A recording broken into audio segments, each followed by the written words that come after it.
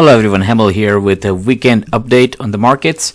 So before I get started on this, just so that everybody knows, so these are just my thoughts and this is how I am positioning my portfolios, what I'm buying, and then doing my analysis and things like that. So I pretty much do what I say unless something changes at the last moment or market takes a unexpected turn. So let's just go over the indexes on the weekly chart and then we'll move on to daily charts. So last week was pretty good.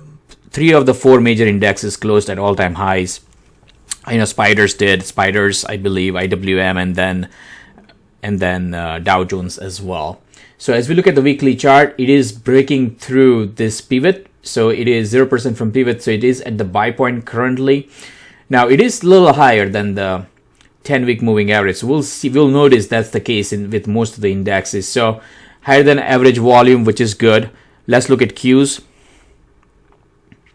So this one is also very close to pivot, cup with handle. So let's see if this can break out as well. Now this one is struggling of some sorts because of the stay-at-home stocks getting slammed recently due to the hopes for vaccine. So this one actually closed down for the week compared to the other indexes. Now let's look at the small cap. This one actually broke through the pivot on a pretty wide consolidation base here. So again, look at the 10-week. It's pretty higher than the 10 weeks. So again, the highest volume it has had for a while, which is positive. So everything is looking good. Let's look at 50. Now this is a different story. So this is the IBD 50 growth stock. So you can see this one is actually struggling and it was down for the week. So growth stocks are struggling and a lot of those growth stocks are tech stocks, which are, some of them are stay-at-home stocks. So that makes sense to some extent because of the good news we had or the hope we had on the vaccines. Let's look at the world index here. So that one also broke out on a higher than average volume. And this one covers the large cap companies for the most part, I believe, in developed and developing countries. So about 30 countries or so. Again, I don't have specifics on that, but that's what I read recently. So those are all the weekly charts. So when we look at things, so there is a case to be made for both sides.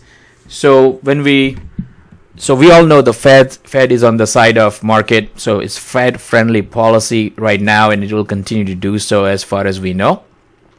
So all the indicators I looked at, so advanced decline line, new high, new lows, percentage of stock, they are all looking positive, and I'll show that very quick. So they are all converging with the indexes, moving in the right direction. So I did not find any divergence, which is good.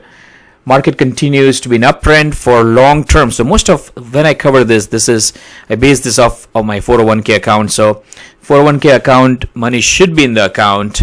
The long term trend continues to be an uptrend, and then let's see. So the other concern with the market is that, it is still extended. Most of the indexes are extended over the 200-day moving average. So I don't know how much upside we have. And I will explain that very, very quickly here. Let me show you something.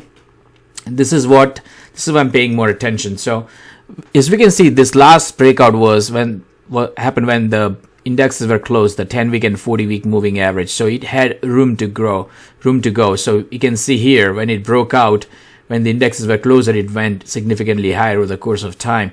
So this time is a little different because it did not have time to consolidate gains. At least that's what I see. Now let's look at the daily chart very quick. So Spiders, so again, it's just about breaking out. This was a close at all-time highs. So these are a couple targets I have in mind, and I'll be watching this very closely.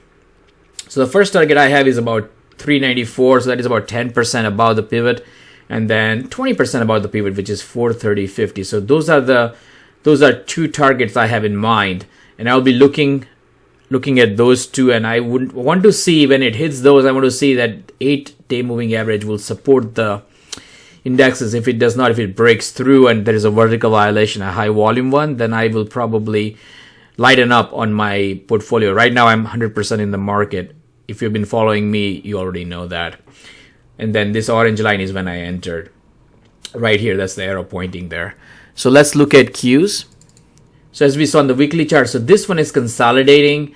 So we'll see what happens here.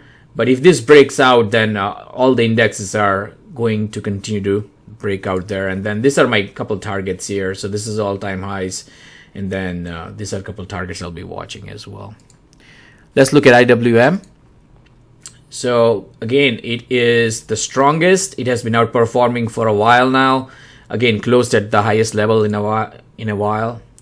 Closed at highest level all times, actually. Let me clarify that.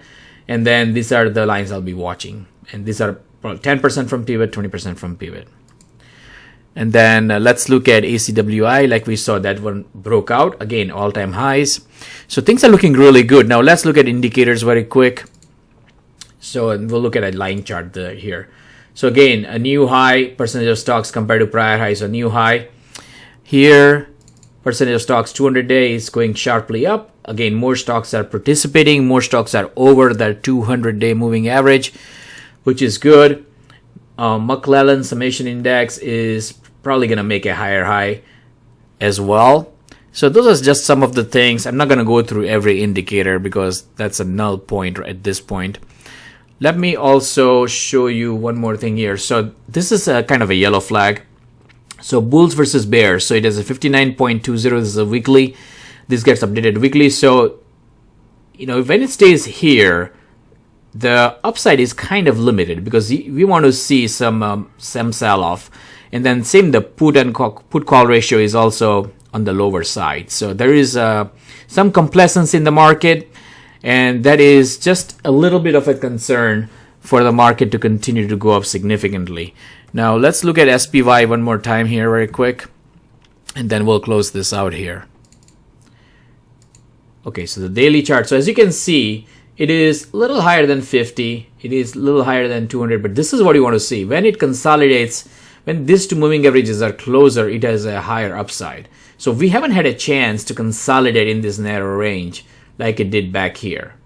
And that's what I'm looking at. So any upsides, I'll probably be looking at this first green line, and I'll be paying closer attention as the indexes get there. Now, 3 out of 4 stocks move in the direction of the market. So my portfolio has been improving significantly. I'm not going to cover all my stocks today, but I have a lot more green than red, which changed over the course of last few days. Now, I have a combination of growth stocks and value stocks, or cyclicals, you may want to say. So those cyclicals are performing really well. Growth stocks are not performing that well, but some of the ones I hold are performing well. So again, it always pays to be stock specific as long as we are in the right stock. So again, that's all I have. That's all. That's how I have been positioning myself. Again, I'm 100% in the market still, and we will see how this one goes. That's all I have. Take care. Have a good one.